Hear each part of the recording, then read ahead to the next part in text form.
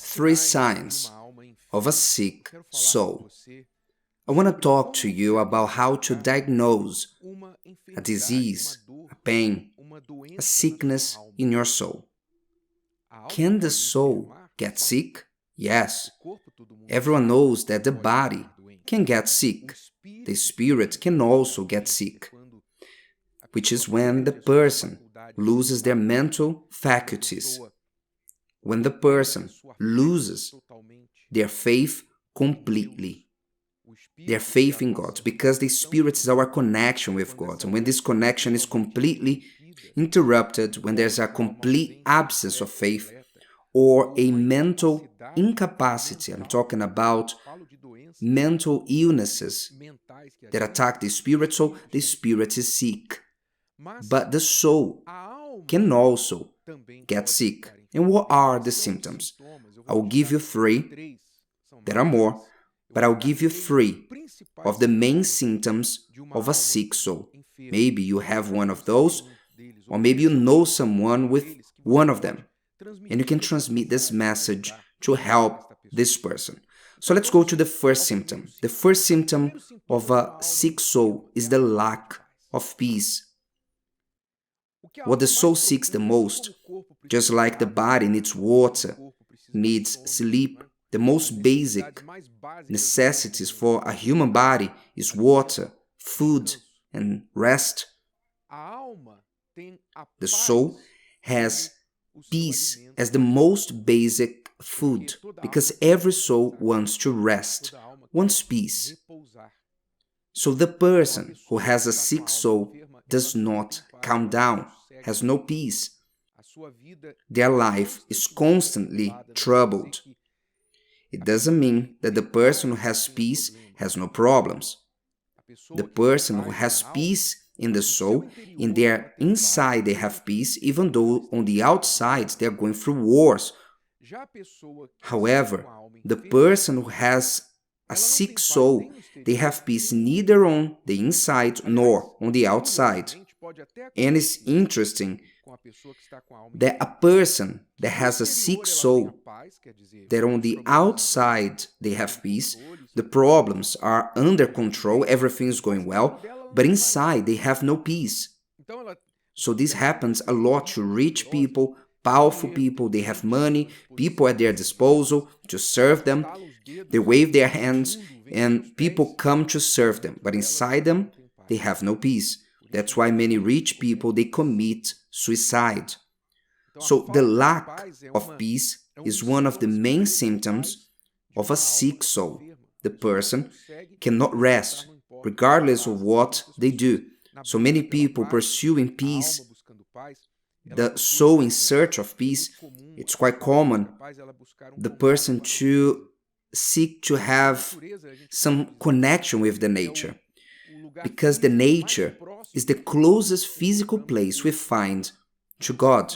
A physical place when you go to a mountain, when you go to the sea, to a green valley, you have contact with the perfect creation of God.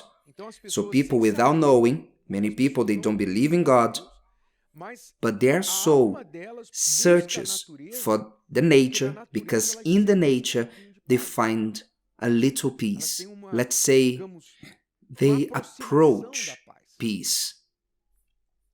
This is a fact that many people ignore or they don't know. So lack of peace is one of the symptoms of a sick soul. The second symptom related to the first is the presence of anxiety. The person who has a sick soul, why are they anxious? Because the anxious person can be happy where they are or with how they are. They always think that to be happy, they need to have something or get somewhere they haven't reached yet, to have something that they don't have yet. This sensation is constant on someone who has a sick soul.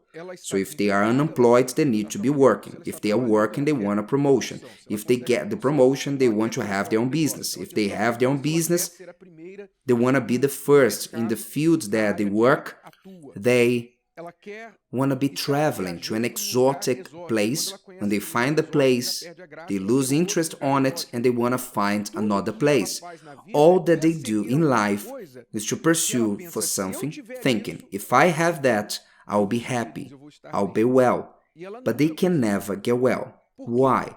Because the soul is not satisfied with things. The soul is not satisfied with things. There's an illusion that if you have things, you satisfy your soul, but you're satisfying your body the most. You have a moment of satisfaction. You take an airplane, travel in business class, you go to an exotic place, you post on Instagram the photos, you receive some likes, people admiring the life that you have that lasts for 15 minutes. 30 minutes, whatever it is, a day, then all goes back to the same. And they think, what about now? What else would I would do? What is the next one? Then the people are always looking for the next achievement, the next conquest, because the anxiety, the presence of anxiety in their lives is never satisfied with anything, is not resolved with anything that they try to do to satisfy it. So the second symptom, the presence of anxiety. And what about the third symptom? Is the emptiness that has settled in the person.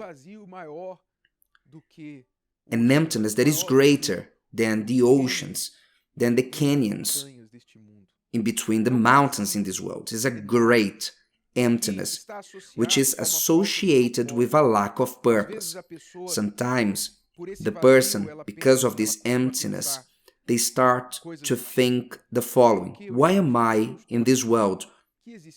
What an evil existence is mine. Do you know? Desiring that all will vanish, all will cease to exist. Why is this? Why is that?